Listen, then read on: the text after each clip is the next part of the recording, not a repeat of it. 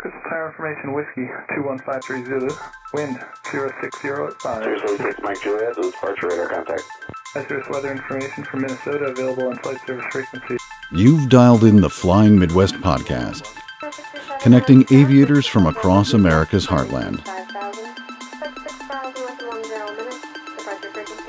sharing news, information, and events from around the region. Calling Nancy 53 on over tower, roger, turn left heading 070, runway 9er, clear for takeoff. Sit back, relax, and join our crew for some hangar talk as we discuss a wide variety of regional aviation topics. Archer 71143, flying flag, runway 28 left, quick takeoff, left hand southbound first. And now, from our home at the Anoka County Blaine Airport,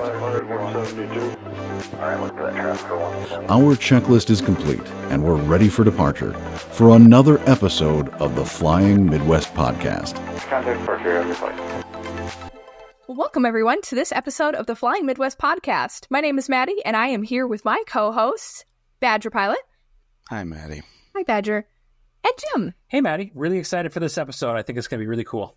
I think it's going to be great. What? Yeah. What is your deal? What happened, Badger? You all right? So our regular listeners that are kind enough to stick around to the end of our previous episode heard me talk about how I got Charlie Bennett, the Air Force One pilot, to potentially come on the show. He's from Nebraska. He would fit perfectly. But Sure.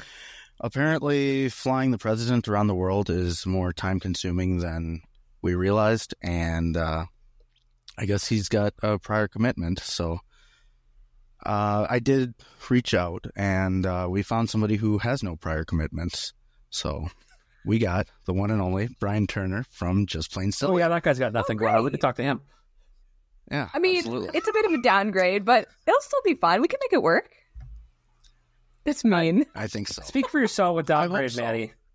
Well, I was really looking forward to hearing how flying crop dusters across cornfields in Nebraska related to flying Air Force One 747, but we could probably hear about Comanches and stuff like that, right? I think that taping cell phones to your head to create YouTube videos is a very close second. Absolutely. And I do want to know how to handle being reported to the FISDO.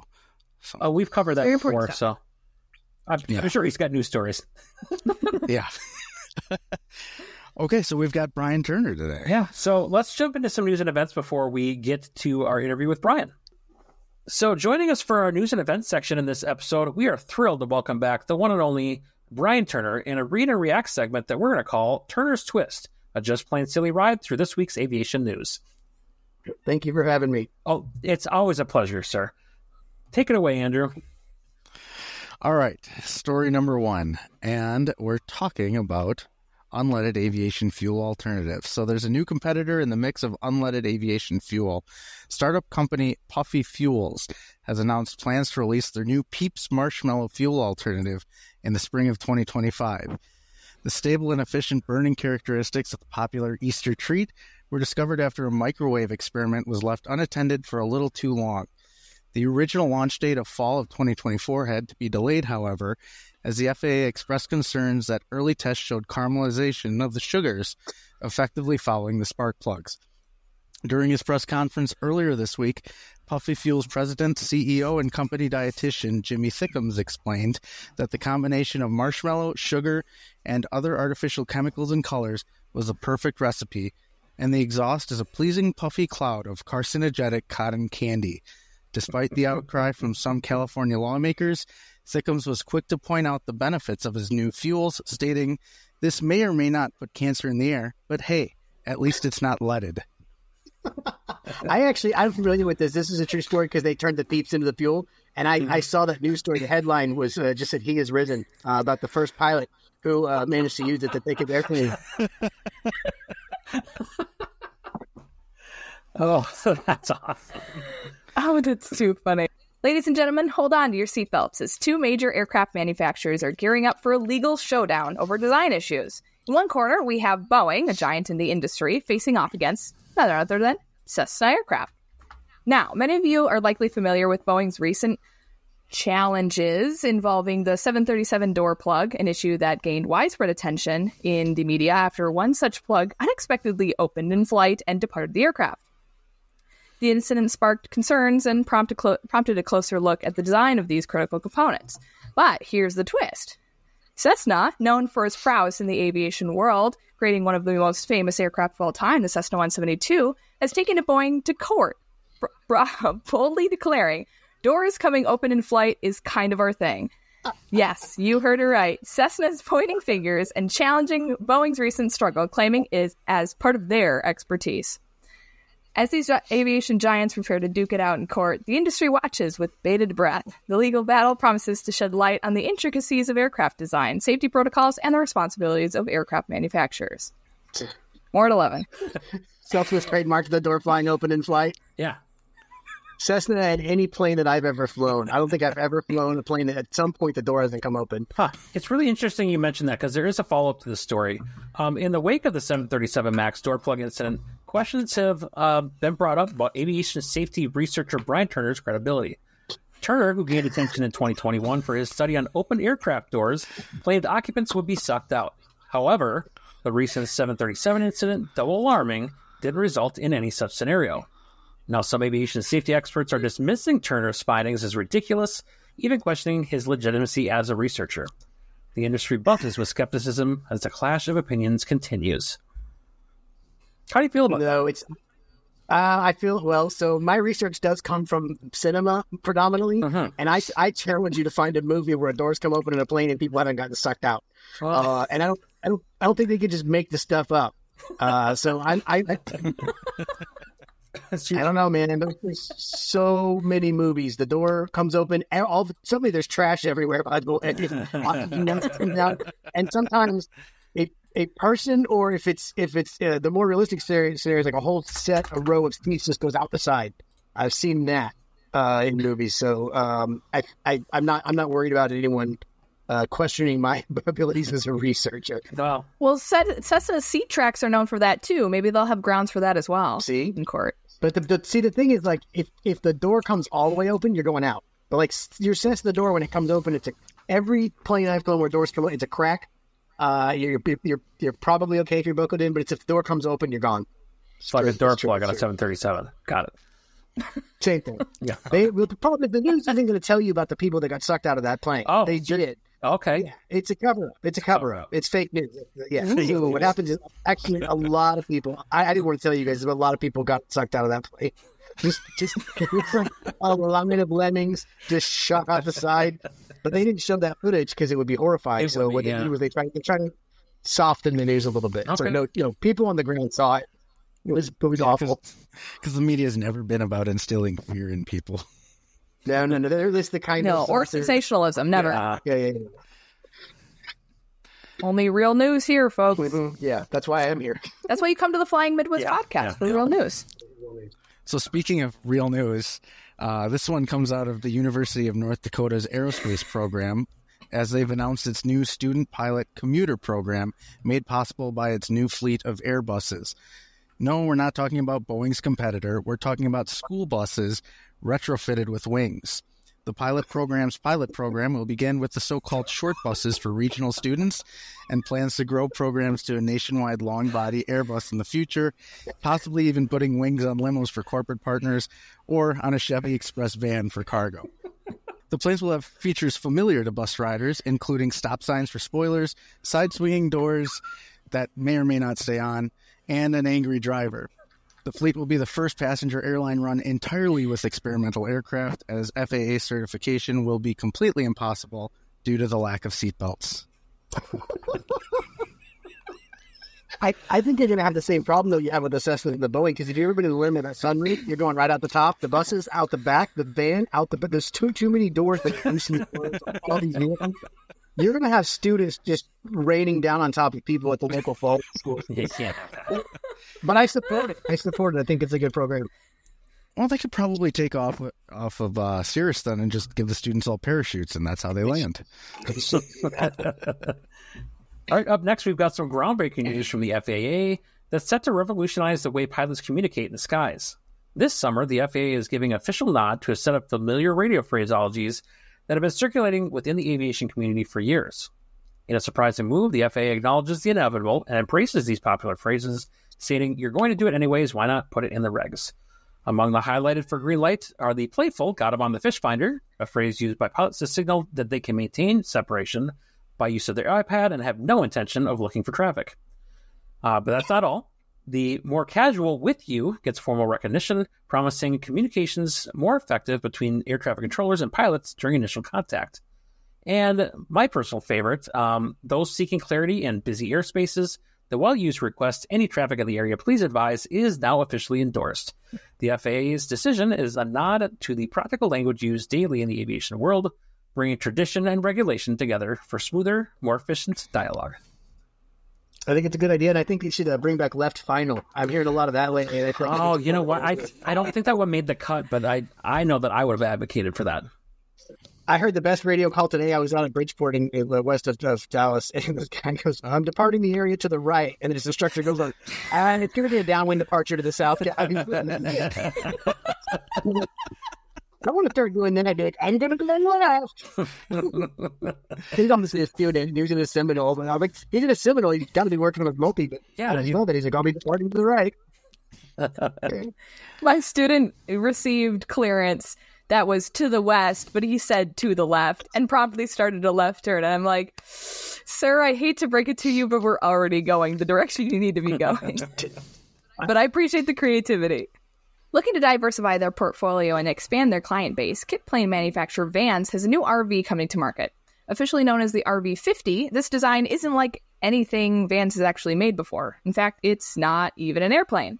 This RV is actually a camper van, which will be available as a kit with 3 different package options: Bug Smasher, the Hangar Queen, and the Air Venture Special Edition.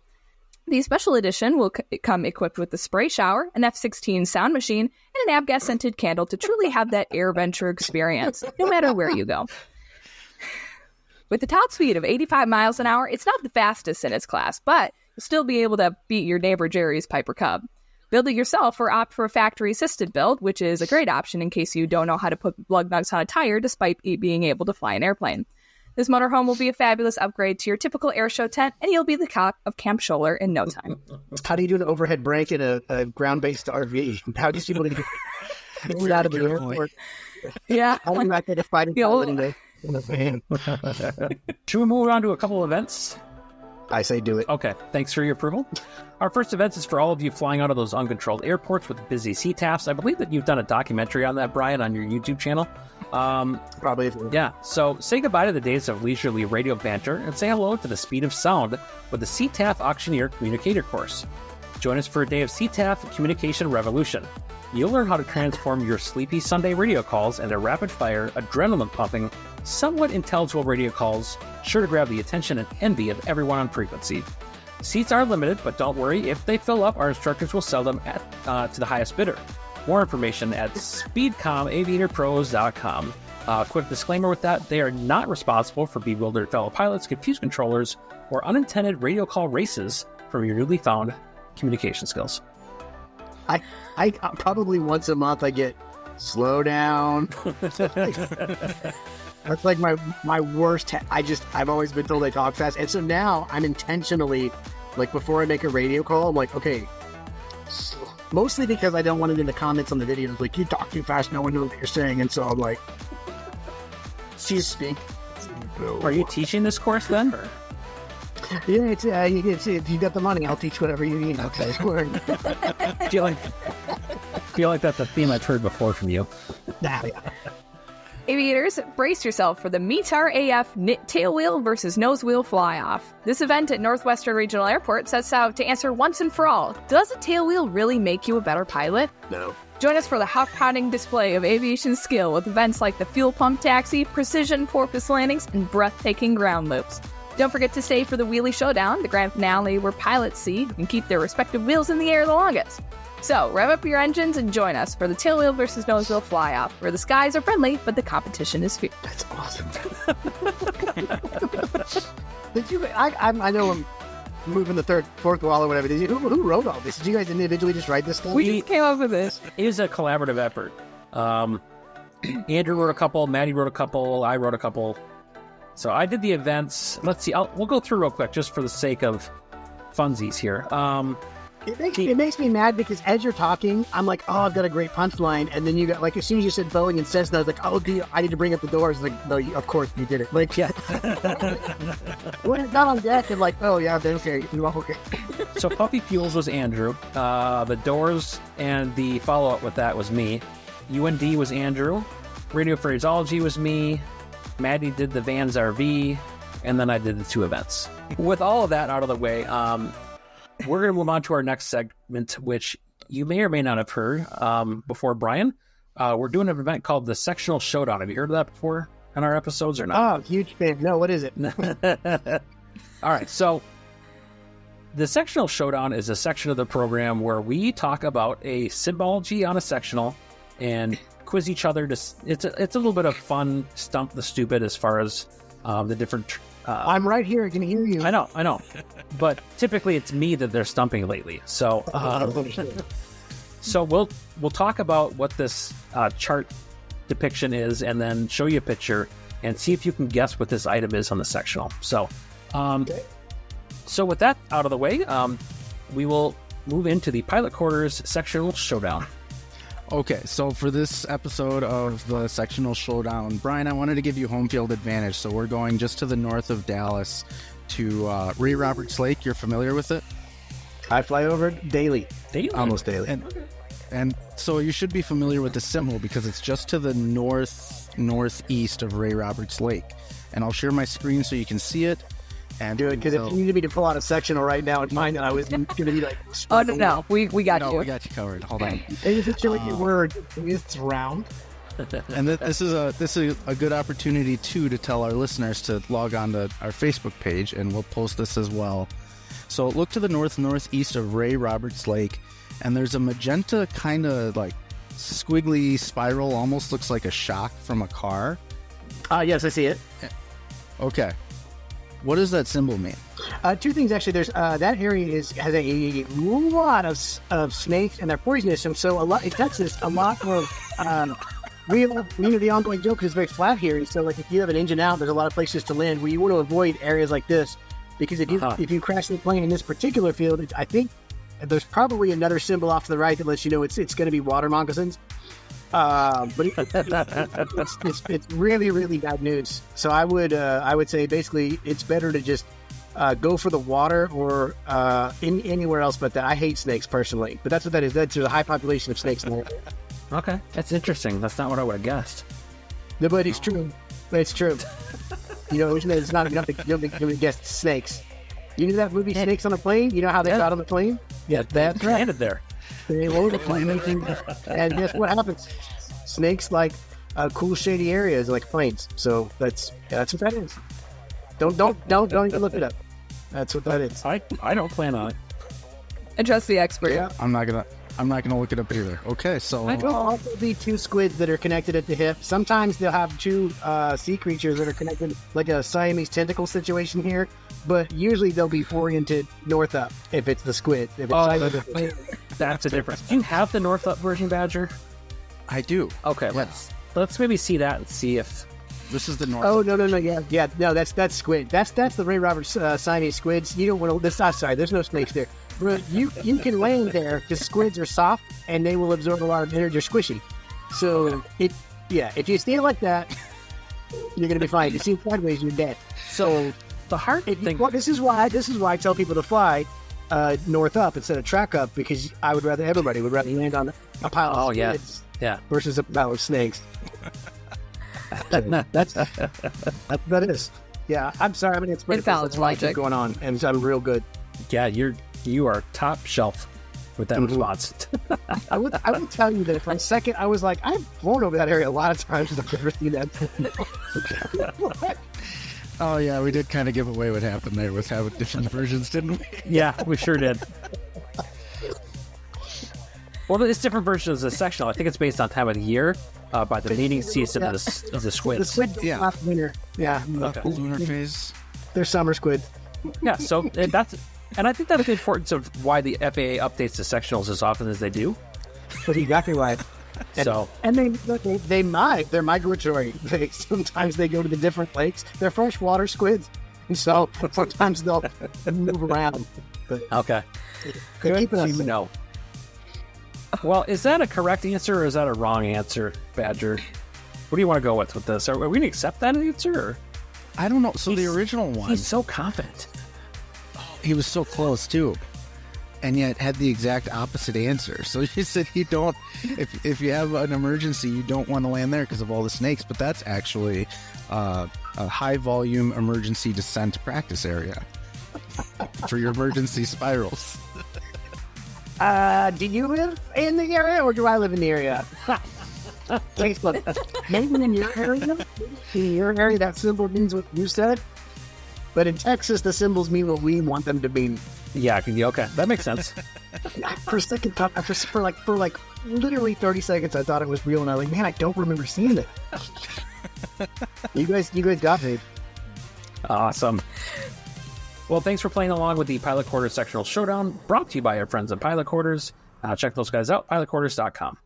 We appreciate you coming on once again, Bryan, to react to our news and to play along with our fun and exciting little games. So it's awesome having you back. What say we get into a little bit of an interview section? You sure. And by the way, thanks for having me. This is my favorite location-specific podcast that's aviation-related for me to be on. Yeah, we're happy to have you. If the Pacific Northwest starts a flying podcast, you guys are going to have a president. Let's not go into the geographic regions because then we're going to start talking about the Middle East again. And we just, you know how I feel about what you're located. We do not need to go down that rabbit hole again. So it's been what? I wouldn't say it's been a full 2 years because you came on with an episode for MITAR AF. But so since last time you were on, what have you been up to? Most of us, I think, know that you're planning on moving towards commercial aviation. How's that stuff going? I was going to say, you know how you go to the stoplight and then you want to go real fast, but the light's red and you can't. I got no analogy for this. Like, I've got people are like, you've got all the hours and all these ratings and but like I went on the airlineapps.com and every single one was like, no thanks, you don't have enough hours. I was like, but everyone's got a brother who was hired after their first solo and now is a captain at Southwest. Like, everyone's got that story, right? Yeah. And I'm like, surely I've got a commercial multi-instrument. I've got 1,260 hours. Like, I'm like, surely I'm okay. Now, everyone has a unicorn story lying. Did they say to you, no, that's not how it works, and please don't call me Shirley? They do say that's not how it works. I've been applying so here's where I'm at right now. I'm in the most complicated spot of my life in the last 24 hours. Tomorrow, don't tell my employees. Tomorrow, our company is going to announce that we're liquidating, consolidating, going out of business. Yeah, it's terrible, but I've known this was coming because of my position. I've known this was coming for a while. I didn't know it was going to be tomorrow. I thought it'd probably be at the end of this year, and so I've been looking for a job since Oshkosh, and the phone hasn't rang once, which for me is very foreign. I've a decent IT, although my skill set's a little bit old. This week I had 2 amazing interviews, and I'm being called back for a repeat interview. So I'm like, okay, so it looks like there's the potential that I'm going to be employed. In the meantime, a local skydiving operation called me and said, hey, we really want you to come fly skydivers for us. So I talked to them before, and they kind of disappeared. And I bumped into the guy randomly, and he's like, yeah, let's talk. And now he's been calling me daily. He's like, the plane's going to be up in 2 weeks. We're going to start doing this. And there was another flying thing that I wanted to do to help build time, make a little bit of money. They called me this week, like a lot of stuff that I thought wasn't going to happen seems like it might happen, and then job stuff is happening. So I'm like, there's a lot of hope in my life right now, which is fantastic. But the flying professionally for a carrier, honestly, here's what I think happened, and I don't know this. My gut feeling is there was a pilot shortage. There still is. Everybody my age who hates IT or whatever job they got was like, oh, I can go make okay money and I can go fly. And I think there's a line of first officers a mile long. American and some of these companies are throwing big fat cash at people for direct hire captains, which tells me we don't need FOs, we need captains. Yeah. And so I'm like, okay, so instead of trying to find one of these unicorn things, I'm like, I'll play by the rules. I'm at 1,260 hours. I've got everything I need. So I'm just going to go focus on getting those last 240 hours or whatever. So that's my focus right now, is getting those hours. I fly every chance I get. And I've had some amazing adventures and flights recently that are kind of mind-blowing. So that's put me in a little bit more comfortable because I'm no longer stressed out going, I've got to find this unicorn thing that everybody's cousin's got. So I put a very realistic lens around my future of flying, and I'm like, you know what? I'm just going to set the expectation that it's going to take me 2 years to get there. It probably won't, but I was like, I'm just going to put that in my head, and then I don't feel this time is running out. And so I've put that in my brain, and I feel pretty comfortable with that. And I'll focus on my IT life and getting that set up. So a lot is going on with respect to me planning the future, but putting it in a realistic frame. I did the thing where I heard some of these stories, and I was like, oh, I've got 4 or 5 friends that are all kind of doing the same thing. It's pilotapps.com where it sends your application to all the airlines, and then they all send you rejection notices. Well, I thought, so I've reframed my expectations, and I feel much more comfortable going, okay, it's going to happen, but it's not going to happen on the crazy timeline where I've got this awesome story, how it happened. I'm going to basically, it's going to be the same rules that they want it to be. But in the meantime, I have a couple of flying things happening that are going to help me get the hours I'm very excited about. The skydiver pilot called me, and he says, okay, we need to fly together. And he goes, also, I'm aware you make videos. And so he goes, what if we did this video where I'm just giving you transition training in my plane? And then I'm like, okay, you're ready to solo. And I just jump out because he's a skydiver. I'm like, we're doing that. So I think I'm going to end up flying his plane, doing the skydiving thing, which is kind of cool. And then my wife, of course, is like, he's going to try to get you to jump. And I was like, I don't want to jump out of a plane. I think the big thing is I'm going to get where I want to go, but I don't think the get there-itis is going to help. So it's better to just go, okay, take a normal trajectory. And in the meantime, if I can do a couple of other things and keep my home life stable, and I think everything will be okay. But I definitely, I will tell you, 6 months ago, I got into this sort of like rush. I'm hearing all these great stories. I want to be one of the stories. And now I'm kind of thinking the reason those stories are amazing is because they're so rare. So I've tapped the brakes a little bit, not tapped the brakes. I've just maybe become a little more realistic. Sure. Yeah, nobody's looking for FOs. And once the airline said, no, just kidding, we don't need you, they all went to corporate and to the private sector, which means now I don't have a job. I've been peeking behind that curtain too, and it's like, well, I like benefits. Mm-hmm. Sure. I've been an IT guy for 24 and a half years, and I'm 100% convinced I don't want to do this anymore. And I honestly think maybe taking more time to start the second chapter is probably good because it gives me more time to go, like, I have a meeting tomorrow that I'm dreading. I have 4 meetings tomorrow that I'm dreading, and just go like, I'm saying goodbye to what I've been doing for 25 years shouldn't be something that you do in a week, and so it's like, sure. I graduated in 2000, and that was when I started writing code. It's a lot to just kind of go, okay, we're done. And so maybe a decision like that does need to feel like it takes more time, because how lucky would I be if you're like, oh, I'm good. Okay, just more open. Now I'm great and I'm doing this. So I think the transition needs to be more of a process, and I need to accept that it's going to be more of a process rather than just, all right, we're gone and we're doing that. You mentioned you have imposter syndrome on an interview with Taking Off, and I have to imagine a phone call like that would probably kick in. And so I guess, how is everything with imposter syndrome? Are you finding ways to minimize it? Is it, okay, it went away with a single engine commercial, but now it's a multi and it's back in? How does that all work? Because I think we all have imposter syndrome to a certain extent, and we all want to know how to cope with it. It is hands down my strongest personality trait. Like, that's the one place where I wouldn't have imposter syndrome. If someone's like, hey, come show us how you think you're full of crap and you don't know anything. And I'd be like, I'm your guy. I'm an expert at this. I don't know.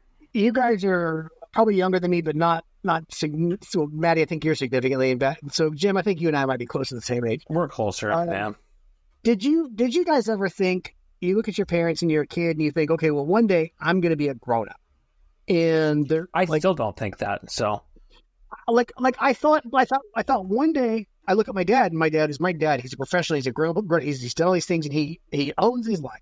And he's like, well, one day that switch is going to flip, and I'm going to be a man. I'm a 47-year-old baby, and I don't know how the world works. I don't know how anything works. I'm scared of everything. And My dad is too. Your CEO is too. The cops are too. The president is too. Everybody is too. And only recently have I figured this out. Like, I really thought one day, okay, you turn 18, you join the military, you can do all these great. I don't feel any different than I did when I was 17 and stupid. And so, but so we act like we act, right? Like, we're like, okay, I go to my work and I talk to my employees about team. We're going to, and I'm like, in my God, I'm like, I can't believe they're buying this shit. Like, what's going to matter? That's kind of what I think now is my you know how they talk about the hazardous attitude, there's an antidote to each one. Yeah. My biggest antidote to the imposter syndrome is everyone else is faking it too. But then I kind of want to go, why didn't we all just let that fakeness go and be like, hey guys, I'm confused too. Like, let's figure this out. Like, so many people, I think, look a certain way or act a certain way or have a certain title, and so everybody's pretending. Or they're not, and I am the biggest imposter ever. So, but so my antidote is just that you're not the only one. Everyone's doing it, and we're all just doing the best we can. And even people who seem like they're nailing it, they're doing everything right, they go home and they're like, oh my God, I've got to figure this out. No one's life is easy. I feel like there's like a couple people on this planet who like definitely have it together. No, nobody does. Nobody does. Just Badger. Just Badger. Not one person. Only one who's got it all together. No. He's got a Badger hat, dude. That's the key. Do I or do I not have a Badger on my hat? It was my favorite line I wrote in 2023 was, do I or do I not have a... Does it mean nothing? It was like, do I not have a Badger on my hat? I don't know. Every once in a while I'll write something, I'm like, this is so perfectly stupid. And that line was... Yeah, I love that. Your logo is so, like... I really like your logo, and you gave me the hat. That was the first piece of merch anyone ever gave me. Like, you know, you always give stuff away, but nobody gave it. So I think you met me at Oshkosh and gave me a hat. Is that where you... Yep. Yeah, it was last year, wasn't it? I wanted to give you the hat, Brian. I was there to give you the hat. Yeah, because a couple of years ago you gave me one of yours, and I wanted to repay it. And that was okay. So I didn't know your name at the time, and I'm terrible with names. And I remember, I think you were messaging me through Instagram because I don't do Facebook anymore. And I remember I was giving hats and stuff, and I was like, okay, this guy had mentioned that he wanted to come meet me and buy a hat, and I was like, I'm going to give him one. And so you came. I remember, I think it was outside a meet and greet at Martin Polly's thing or whatever. And you came, and I was like, okay, this is my last hat. And so that's the first time I met you in person. And I didn't know your name, but I knew Badger Pilot. I was like, so we'll just go like, hey, Badger. Oh, but then you get me. We had that hat, and I was like, man, I need to do something with that. And that's when I was like, what would I say if I were wearing a hat? Or the first thing that came to mind, I was like, I got a Badger on my hat. I need an authoritarian character whose biggest source of power is the fact that there's a Badger on his hat. That's how it came about. I've got to use the hat to like be threatening. So you've been flying a lot, which is awesome. How is that impacting your channel right now? So it's actually a really good question. So because the things I'm doing right now are kind of serious, I don't have any funny stuff lined up, but I've been doing some things that are amazing. I just got to do a bunch of formation flying in these L-39s, these old Russian fighter jets. I don't know if that's somewhat correct. And it was amazing, but it's not funny. I just did this very long cross country with my dad where we offloaded the Cirrus to its new owners. My dad gave up flying. And that was an extraordinarily fun trip and a very tough edit. I've never cried while editing a video before. I have a lot of things going on right now that are not funny. I came to a realization about 6 months ago that the channel serves two purposes. One, it's entertainment to other people, but for me, it's a scrapbook. And so this particular video I did with my dad, as I was editing it, I was like, man, I'm going to watch this thing for years to come. And so I was like, the channel is going to be not funny for the next 6 weeks. It impacts my fear that people only want to watch me for comedy reasons, and that stresses me out a little bit. But I also, the non-funny stuff seems to be pretty well received. And so what I wrestle with in my mind is just the title of the channel versus the content I'm putting out. No one cares. People watch it and they say nice things. They're very complimentary of the series videos, but I'm like, oh, I hate that I'm putting out 4 videos in a row that aren't funny or not, intended to be funny. They're not comedy videos. So maybe it's more internal conflict than anything else, but definitely for a handful of videos here, it's going to be just kind of like things I'm doing. And I want to have more of these scrapbook moments for me. Sure. So I don't know how to say this tactfully. I guess I don't care. I used to care. I'm okay with just making what I want to make, knowing that I'm going to be looking back on parts of this channel for years and years and years. But at the same time, no one's been like, "Oh, you suck. You didn't fall off a ladder and drink oil or whatever." So again, a lot of this is made up. It's in my head. I really wish I hadn't named the channel something that's like, "Here's comedy," because it makes me feel like I can't do anything else. I got to fly the most amazing plane ever, this Adam 500. There's only 3 in the world, and I got to fly one 3 weeks ago, and it was just incredible. Yeah. The L-39 flight, that's the edit I'm working on now, and that was incredible. Yeah. And I'm flying a lot. I'm probably the last year I've put in more hours than I have in any 2 years combined, so I'm happy about that. Good. That's awesome. Well, I think it's totally understandable for anyone who's been following you for some time, understands what your ambitions and goals are. I mean, obviously you have to put in the work to get that done. So, and I could be like, well, I'm not going to make a video for 6 months. Right. Yeah. You're still putting stuff out there. I need the money. Is that? But this does segue nicely into the next question I had, as far as you mentioned that it seems like the videos are being well received now that you've added in some serious content as well. Are you noticing at all? I don't know how much you look at the analytics at all, but are those videos, trending better? Are they trending worse? Is it about the same, different audience types, or is it hard to say? It's hard to say. It's funny. The number one comment that I see in those videos is, "I always enjoy your funny stuff, but this is your best video ever." Like I saw that on the video, this one with my dad. One of my favorite videos on my channel. I just took my daughter flying, and oh my God, when your 13-year-old daughter, there's just a moment where I was just like, "Hey, it seems like you're really, really enjoying this," and she just goes, "I just enjoy spending time with you, Dad." And I was like, I'm gonna cry, but I was like. So I'm like, as you 13-year-old to say that to you, I'm like, so many people were like, "I love what you do, but this is the sweetest thing I've ever seen." And so the response is very good.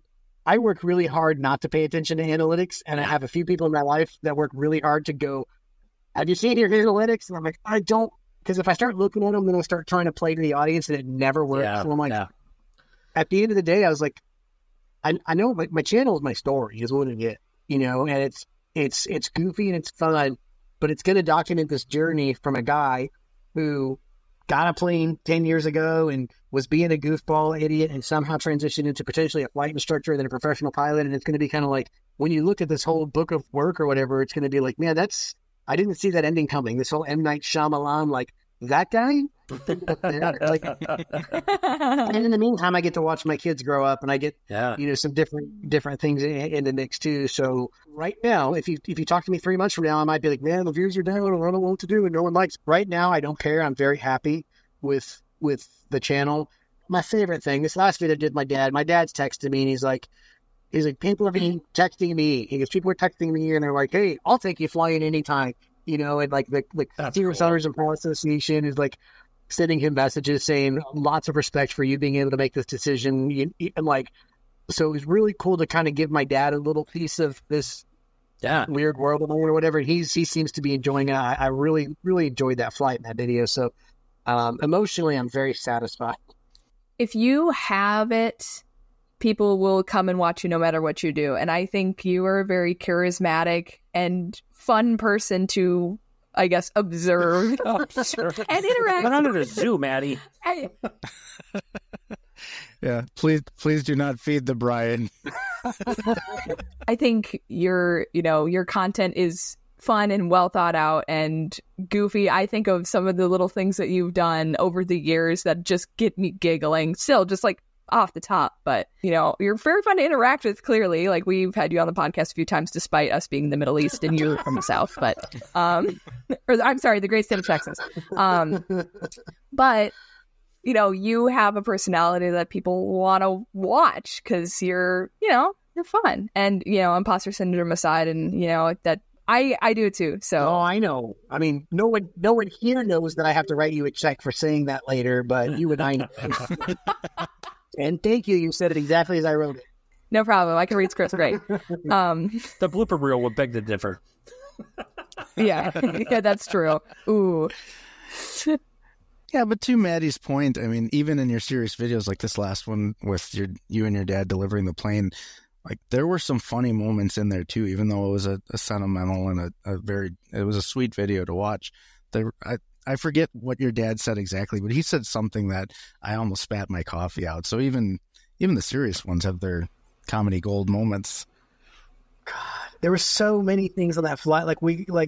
Where we almost got lost because he had put some weird waypoint in there. Yeah, that's what it was. We're almost there. Yeah, he was almost there, and we were arguing back and forth about how it was wrong. And then my dad looks at me and goes, "Why did I do that?" I was like, I don't think that's the best line out. But when he said this landing's going to be a mic drop, I was like, well, I mean, like if I had a landing like that, I'd quit flying. And it was incredible. So it was just a great trip. And there were like, my dad's been tiny parts in a couple of videos, but that video was like, man, my dad is interesting to watch too, because he's, I thought the funniest thing was like, I go, thank you for, I didn't have to take your keys away. And he's like, if you did, you were gonna write me a check. Like he's people that kind of stuff. I think there's not satire, maybe laughs and everything. Well, some of your jokes, though, have gotten you into a little bit of hot water with the FISDO, though. I think it was it the prop spinning video? And then I know when you were taking a written test, I remember that. But so I guess my question then is with your history with the FISDO and being on a first-name basis with them, have you told them yet that you're considering going for a CFI, and how do they feel about that? So I don't know about that. I am very cautiously approaching CFI just because I can't afford to fail a check ride, and I understand that is a really hard check ride. And I don't need to be a CFI to accomplish my goal, but it will impact my goal if I don't do well. So I'm going through the training. I think I'm going to do it. But I have applied to a lot of airlines, and I've had to answer a very interesting question about, have you had any investigations? And I'm like, well, crap, I have. Let me tell you stories. Oh, no. Like, how do you explain to a corporation, one of the biggest corporations in the world, like, okay, I made a joke on Facebook and some people got mad. Like, it's the dumbest sounding thing. And I'm like, I'm not going to lie. And so I do. I'm like, well, I've had 2 investigations. They were based on social media commentary and no regulations were broken. Nothing was found. But that's where I'm like, damn it. I like the channel. I want to keep the channel going, but there is and they're just there. Part of it is definitely like, this has the potential to bite you. And again, I don't think those 2 things are going to bite me, but part of me is going out. I'm now being faced with something, because I never thought I was going to go down this path. But now I'm like, oh, I want to go down this path. I really want to go down this path. And like, I'm going to have to explain to someone that, okay, so I made this stupid thing, So, but I don't know about the CFI thing. I kind of mostly, like, I don't want primary students. I don't want to teach anyone to fly for 6 months, but I want to, BFRs, high performance, complex, those kind of things, little one-offs, but I don't necessarily want to spend 6 months with a student and go through all that right rudder type stuff. I don't know if I'm a good teacher or not. I've never been a teacher, like in a teaching situation. I don't want to be a bad teacher. And I also don't want to be a teacher who's just building hours to go to the airlines. And I don't want to be that guy. So I'm like, if I get my CFI, it's going to be for, hey, I need my complex. Let's go spend 6 hours this Saturday or whatever and get that done. So there are a couple people locally who've expressed their interest in me being a CFI, because we need more. I'm like, I don't think I'm going to be the guy, working 5 days a week teaching students to fly, because I think I'll probably disappoint them. That's your imposter syndrome ringing, by the way. I think I could teach someone to fly.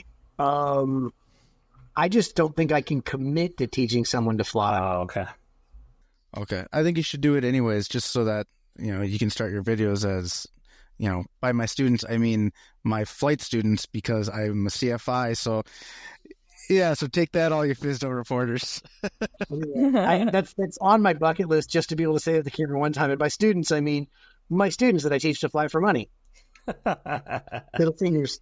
That's right, because that was the first one that got you reported, right? Yeah, someone was looking for flight instruction, and I was like, "Oh, I'll do it." Don't do that. Well, now that we got all these fun questions out of the way, does anyone happen to know what time it is? 9:08 Central Time. Thank you, Brian. Oh, sorry. I'm sorry. You have so that was a setup. There's a setup, yeah. But yes, it is about that time if anybody wants to do the honors. I can handle that. So we've asked you this question before, and it has caused quite the stir among the aviation community. I think there's websites dedicated to it now. There's a whole event with a fly-off, if you heard our event section earlier. But do you have any different or new and exciting aviation unpopular opinions?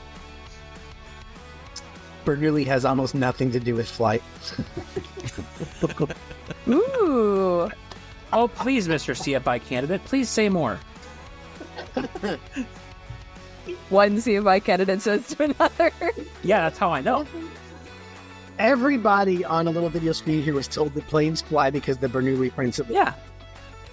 No, they simply don't. I understand that when you squeeze a water hose, the water goes faster because it creates a higher pressure. I get that. That is, planes fly because of Newton, and Bernoulli's the golden ride coattails. Planes fly because of Newton. The reason paper airplanes fly with a flat wing or aerobatic planes fly inverted. The reason my hand does this when I put it out the window is because of Newton. I think Bernoulli has so little to do with flying. I think CFIs who preach this Bernoulli thing are just repeating what they read in a really old book or what they heard from their CFI. So I will say Bernoulli has less than 15% to do with why airplanes fly. I will say I'm being nice. I think Newton's like 98%. I will agree there is lower pressure on the top of the wing, and I will give Bernoulli a little bit of credit for that. But all these people who are like, oh, the wind's going to go at the same speed and meet at the back, that's fluid dynamics, that's viscosity, that has nothing to do with lift. And I think people are confusing it, and I've been researching this recently because it's bothered me for a long time, but I haven't understood why. And so I started talking to a scientist. He's a perfect scientist, like an older guy with like crazy hair. That's why I'm not making this up. He's like Doc. He's people confusing viscosity with fluid dynamics. So my unpopular opinion is if you are saying planes fly because of the Bernoulli principle, you're repeating something you've heard and you haven't given it a lot of thought or research, period. It's Newton. Newton is why planes fly. Great Scott.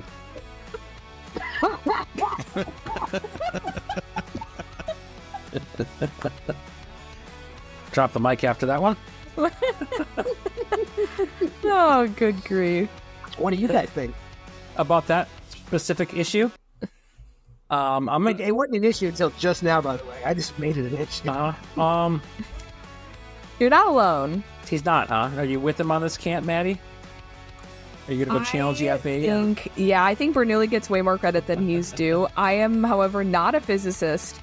I tried to read a thing about lift ones, and my brain essentially melted out of my ears. So, yeah, it just kind of does that. I haven't gotten it all back either.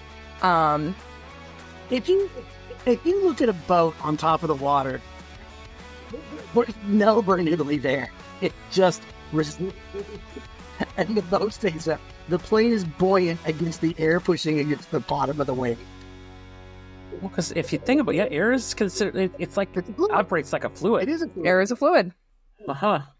Brian, thank you so much for coming on. This has been a ton of fun again. We always love having you on the program and just spreading good cheer of aviation with everyone. All right. Well, thank you guys for having me. I really, really enjoyed it. Thank you guys sir. Are a lot of fun. Well, I want to give a sincere thank you to the one and only Mr. Bryan Turner, a great friend of the podcast, for once again coming on another April Fool's podcast where we cover all sorts of nonsense, just shenanigans, and just have a great time, some of it at your expense. So clearly you have got to figure out by now that Charlie Bennett is not a real person that we are setting up to interview.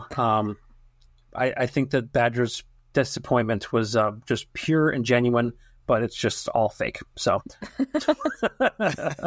insert to be clear, Charlie Bennett is a real person, and there really is an actual Air Force pilot, and I'm sure there's somebody from Bellevue, Nebraska, but the three are not. None of them are connected, though. If you draw a Venn diagram of the three of them, there's no middle. No correlation. Yeah, they're just okay. Right. Well, I had a lot of fun with this episode once again. It's fun coming up with these different concepts and ideas, and it's even more fun to get Bryan's feedback to the things that we write. So I wish him all the best in his journey. I know that I've had him on my other podcasts to talk about his career transition, so it's an interesting time for him. So I wish him nothing but the best as he works towards a commercial aviation career. Absolutely. No other aviation funny man compares. No, that's true. Well, in the not April Fool's space, this part's real. Let's talk about who we actually have on our next episode. Coming up in our next episode, we have Joe Harris from the Metropolitan Airports Commission. That is a group in Minnesota that manages a lot of different airports around the Twin Cities metro, including the Minneapolis-St. Paul International Airport and a number of reliever airports. So he'll talk about how all that comes together and how they make it work.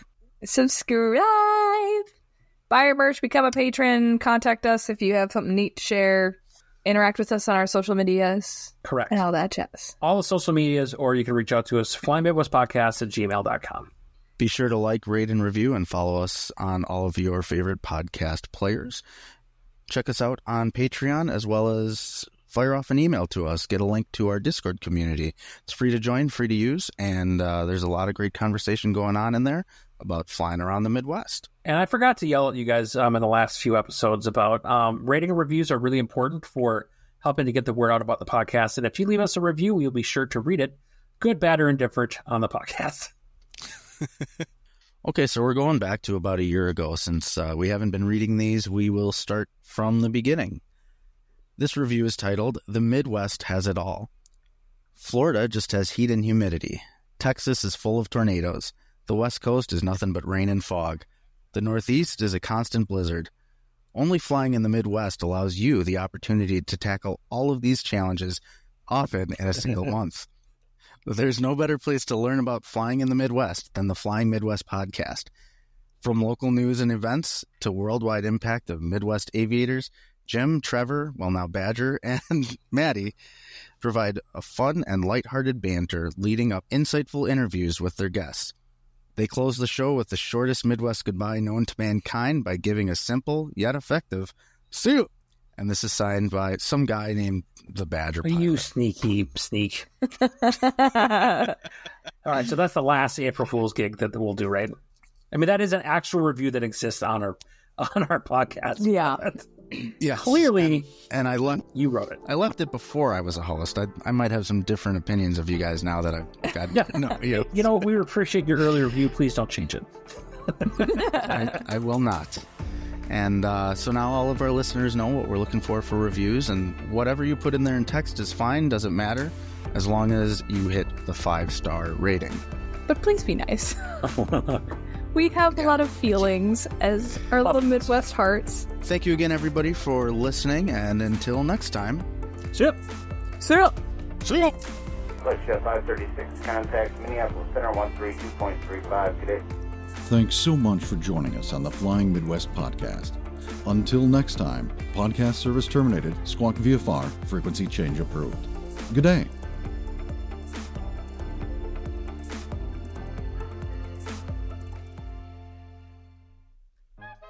Well, let's together, Maddie. All right. Stop. This is going to be way harder than it should be. My picture. Your picture's delayed. Your talking is fine. So it's like watching an old version of Godzilla. What if I talk slow? That help? I think it's okay right now. Am I in sync now? No, more Backstreet Boys than in sync. What? Oh, wow, that was way worse. Yeah, it got worse.